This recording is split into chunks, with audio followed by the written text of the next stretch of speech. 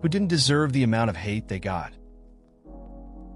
Ignaz Semmelweis, he was a Hungarian physician and scientist, described as the savior of mothers. He proposed the practice of washing hands with chlorinated lime solutions in 1847 while working in Vienna General Hospital's first obstetrical clinic, where doctors' wards had 3 times the mortality of midwives' wards. Some doctors were offended at the suggestion that they should wash their hands and mocked him for it. In 1865, he allegedly suffered a nervous breakdown and was committed to an asylum by his colleagues. In the asylum, he was beaten by the guards. He died 14 days later from a gangrenous wound on his right hand that may have been caused by the beating. His findings earned widespread acceptance only years after his death, when Louis Pasteur confirmed the germ theory. It's strange how some ideas take time to catch on. Semmelweis proposed something simple like hand washing, and it wasn't taken seriously. He faced a lot of backlash for it, which is tough to digest. The guy ended up in an asylum and had a devastating end. Makes you think about how important it is to listen to new ideas, even when they clash with the norm. His work eventually paved the way for better hygiene in medicine.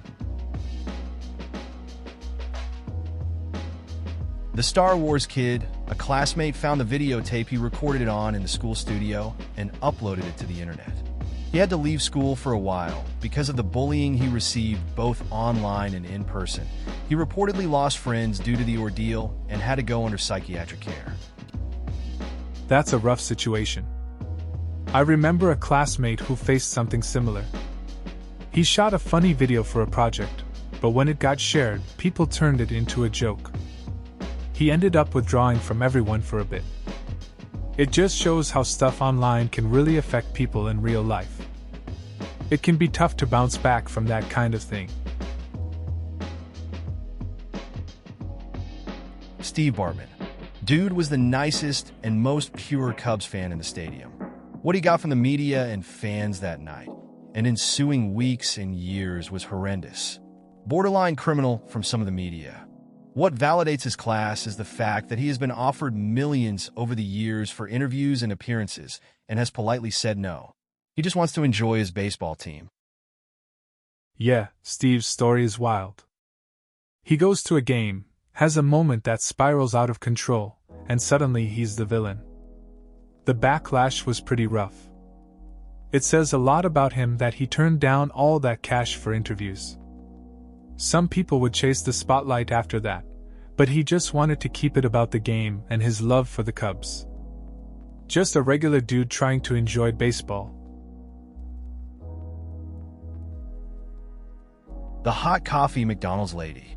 The story that I had heard and believed for years was that some woman burned her tongue a little and sued McDonald's for not marking clearly that their coffee was hot, when the reality was that McDonald's raised the temperature of their coffee way higher than normal.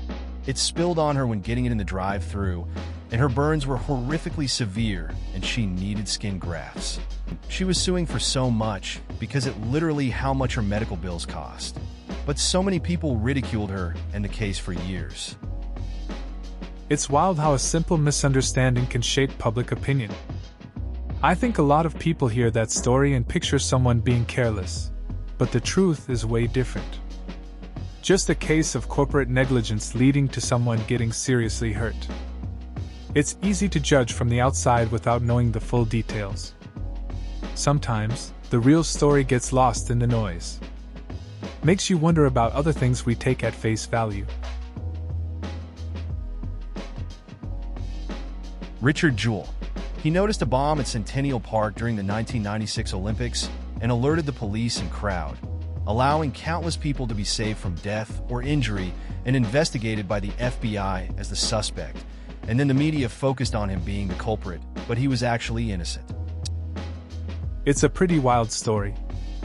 Richard Jewell was in the right place at the right time, but instead of being a hero, he became a suspect. The media jumped on him, turning his life upside down when he was actually saving lives. It's a reminder how quickly things can flip, and how important it is to get the facts straight. Just shows the impact of public perception. Stella Liebeck, aka the lady who sued McDonald's over hot coffee. Everybody made fun of her and acted like she was just out for money. In reality, the poor woman had severe third-degree burns and required numerous painful skin grafts because McDonald's knowingly served their coffee at a dangerously high temperature. She just wanted money for the medical expenses, and McDonald's basically refused to accept any blame until a court forced them to. It's easy to laugh off cases like that, but Stella's situation was serious. She suffered real injuries due to negligence. You realize McDonald's had a history of serving super hot coffee. People often don't see the full picture and judge quick. In the end, her fight was about holding a big company accountable for their actions. It's a reminder that behind these headlines, there are real people affected.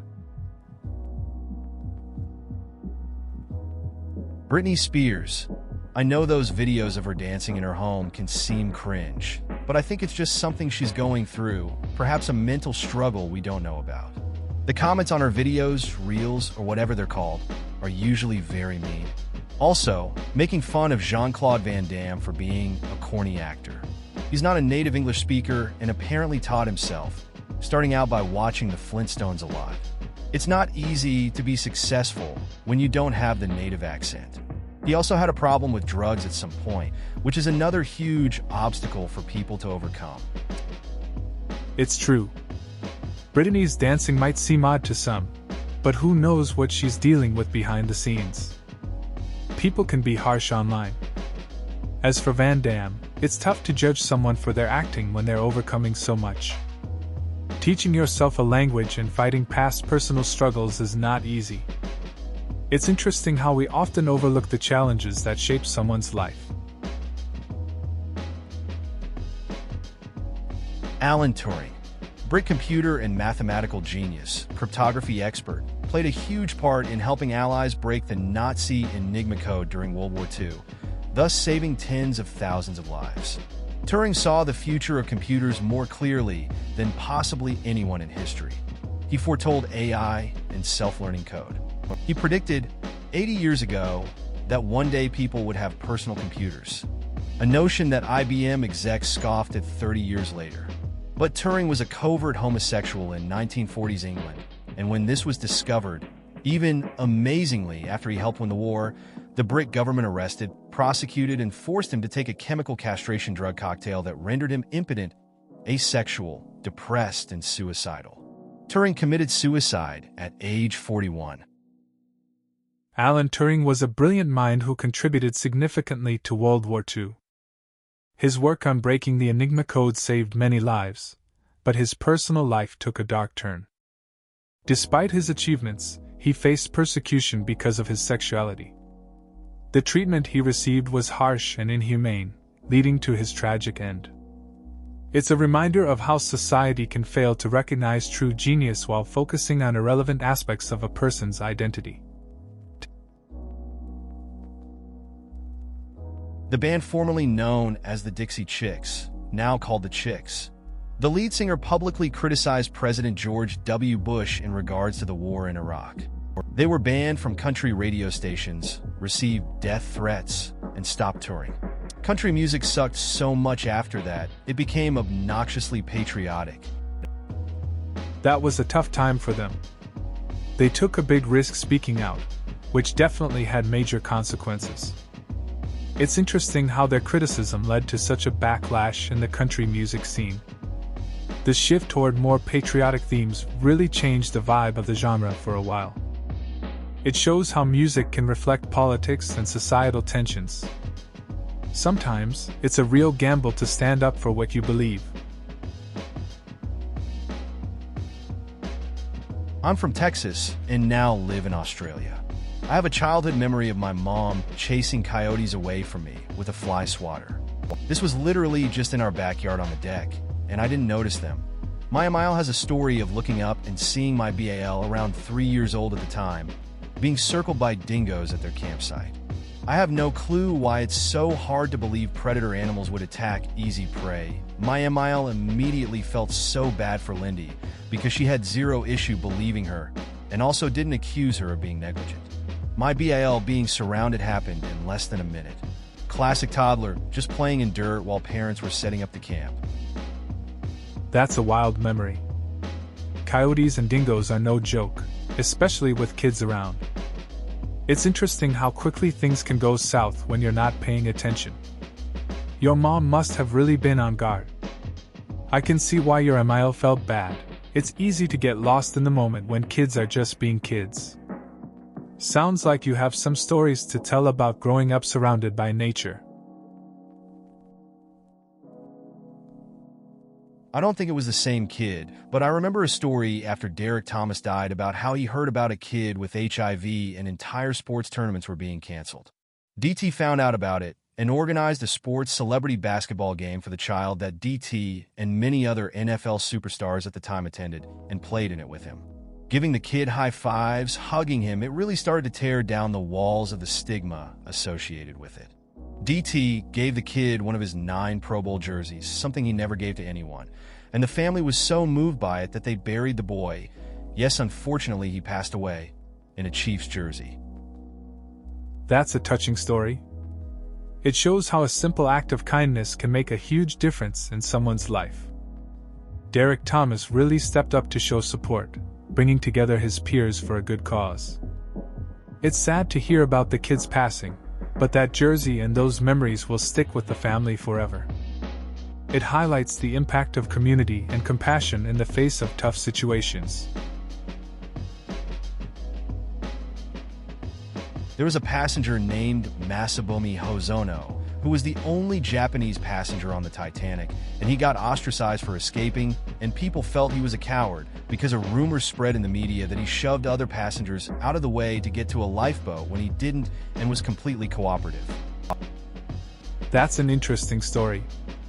Masabumi Hosono's situation shows how perceptions can shift quickly in a crisis. He was just trying to survive like everyone else but faced backlash afterward. It's a reminder of how easily rumors can distort the truth and label someone unfairly. His experience highlights the complex nature of human reactions in life and death situations, even when someone acts completely honorably. I'm amazed that even knowing the details of the case, that so many people still side with McDonald's. The woman sued only for medical expenses, and the jury awarded her more after learning the details of the case. McDonald's had seen this happen before and continued to serve life-threateningly hot coffee in really flimsy cups to drivers. It's pretty obvious you don't have to roll those dice too many times before they come up with third-degree burns. Third-degree burns are severe injuries that damage all layers of skin and may affect underlying fat and muscle tissue. They often appear charred, dry, and leathery, and require immediate medical attention for treatment, which may include skin grafts. Yeah, that case always gets people talking. It's wild how some will defend McDonald's despite the clear negligence. Like, serving coffee that hot is just asking for trouble. I remember a friend spilling hot coffee in the car, and the burns were no joke. It's crazy how a simple beverage can lead to serious injuries if safety isn't considered. You'd think they'd learn after the first few incidents.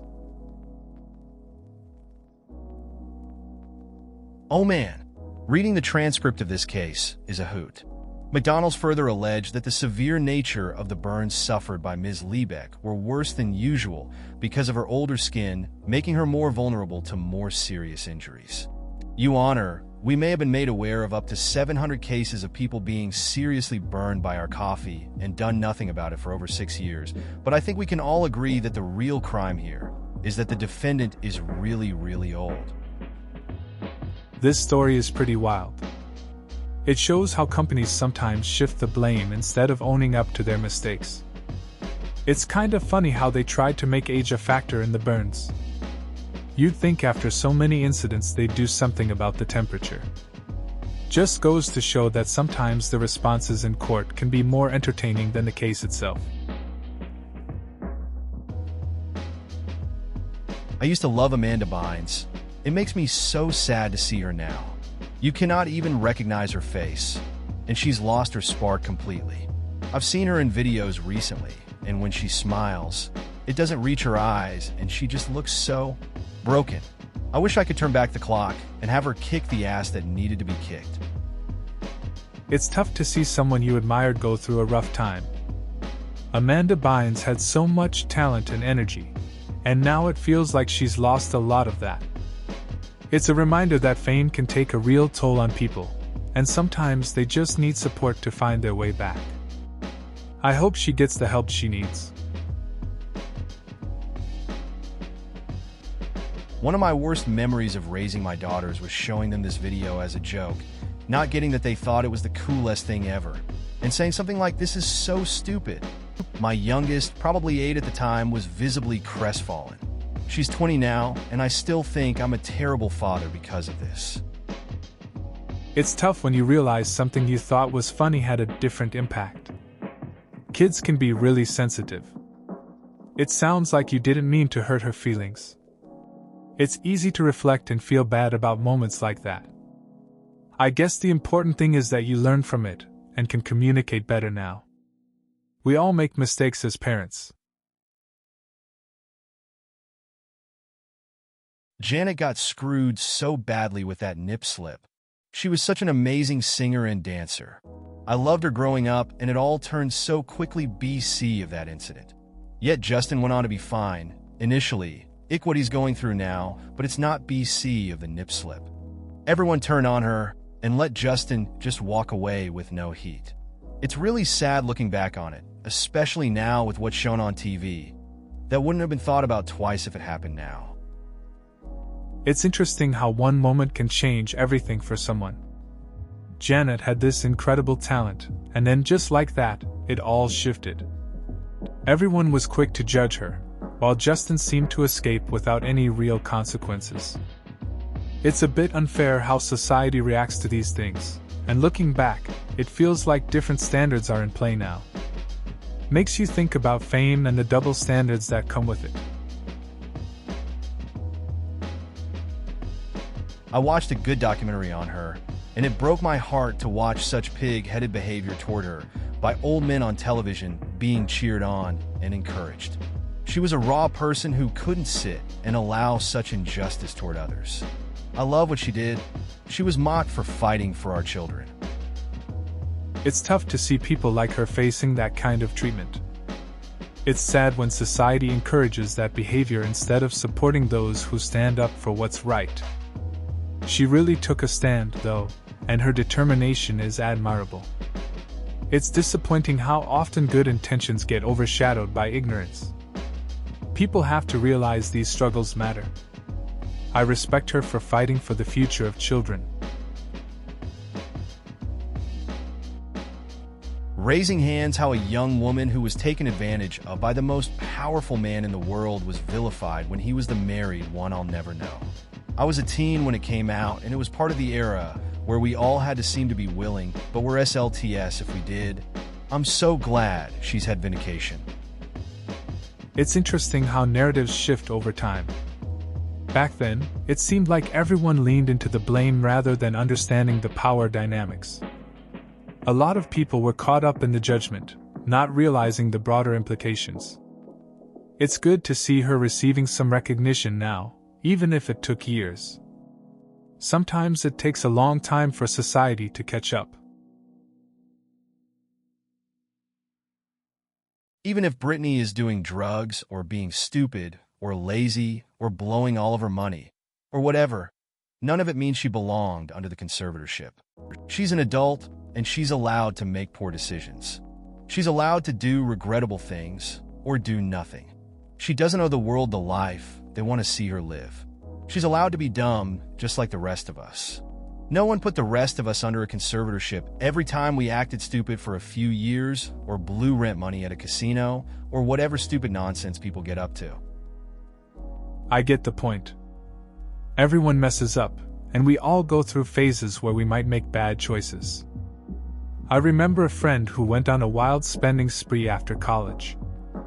It wasn't pretty, but they learned from it.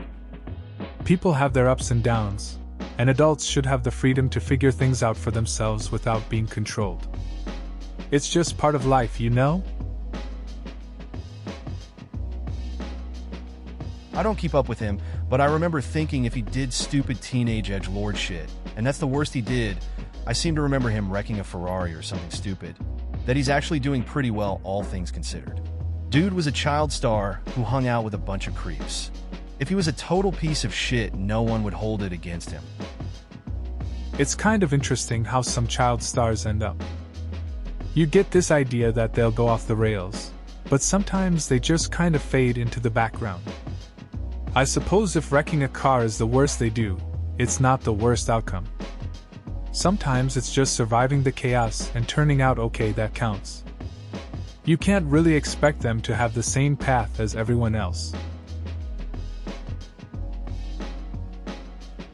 I think due to so many people owning dogs as pets, people don't want to believe it cause they see dingoes as just wild stray dogs maybe, considering they pretty much look like a domestic breed dog / mutt. Just like how some refuse to believe that certain breeds of dog are dangerously, especially around small children. Completely forgetting that at the end of the day, it's an animal first, a pet second. It's interesting how perception shapes our understanding of animals.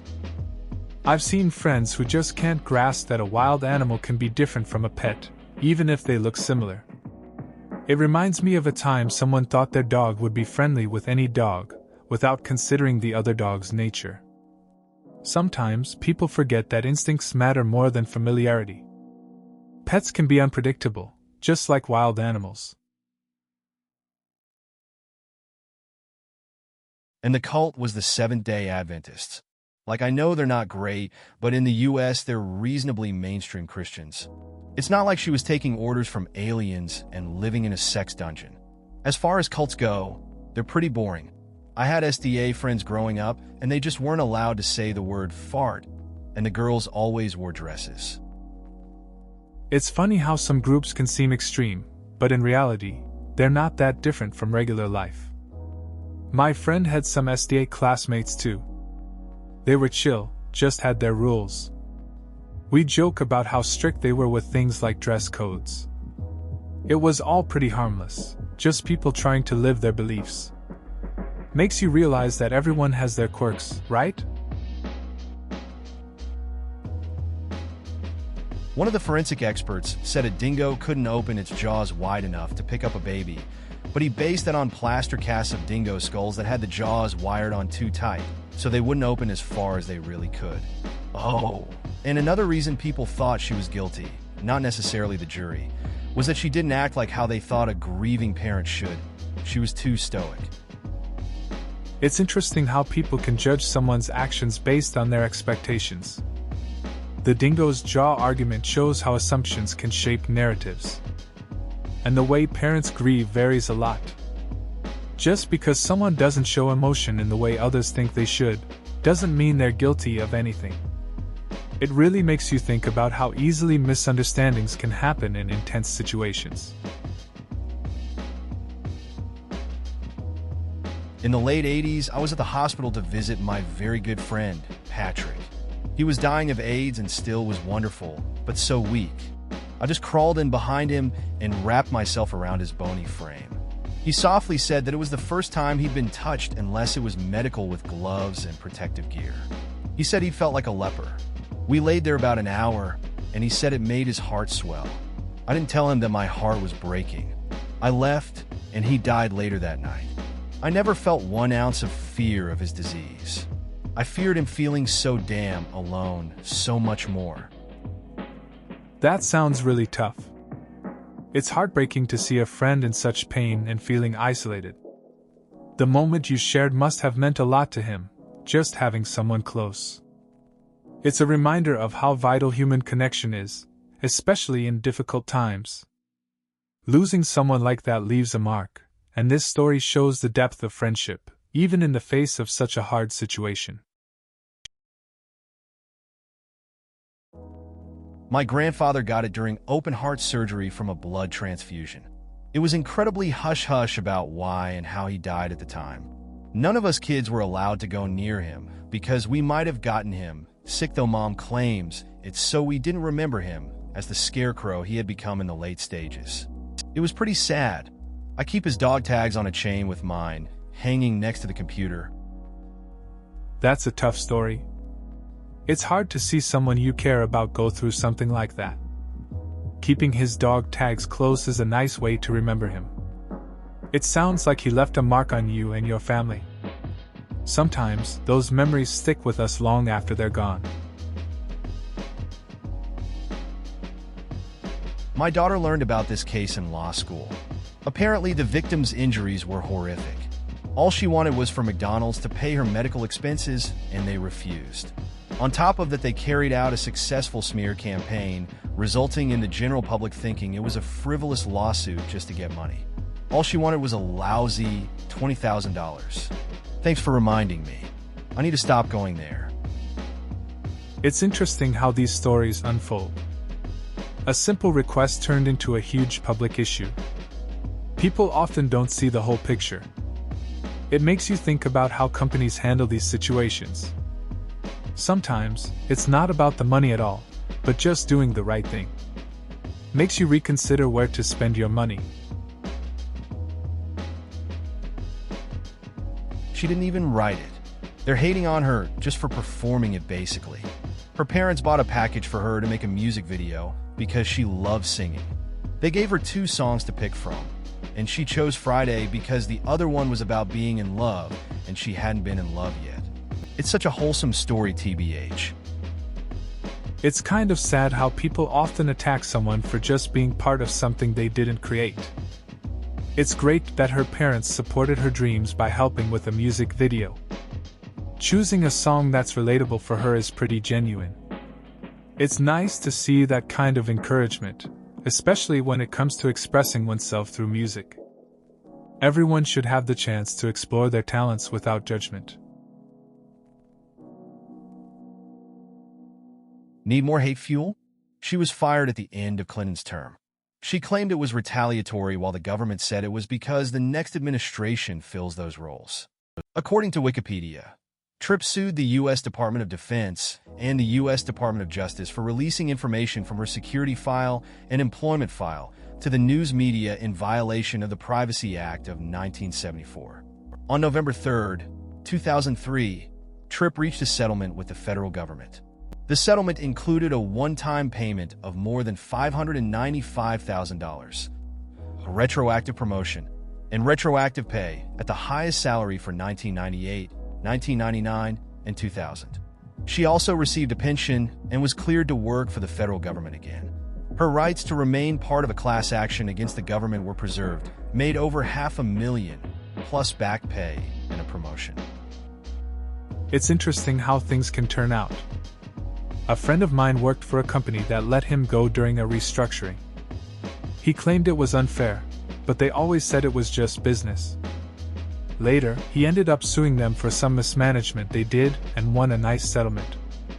Came out ahead financially, but still had mixed feelings about the whole situation. Just goes to show it's not always what it seems. Please consider subscribing if you enjoyed. Love.